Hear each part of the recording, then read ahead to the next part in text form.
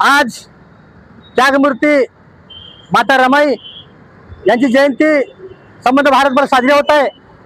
विश्वरत्न doctor Babasaheb आंबेडकरांना मोलाची साथ देणारी माता रमाई यांचा आदर्श समाजाने घ्यावा। माता रमाई विश्वरत्न डॉक्टर बाबासाहेब आंबेडकरांना आयुष्यभर एक देखील तक्रार केली नाही।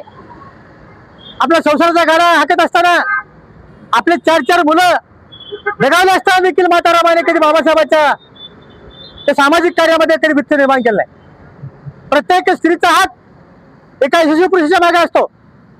माता रमाई असतील, माता जिजाई असतील, सावित्रीबाई असतील, मुक्ता साळीबाई असतील, त्या माताने समग्र देशामध्ये एक आदर्श निर्माण करण्याचं काम केलंय आणि त्यांचा आदर्श ठेवून आज महिलांना वागावं।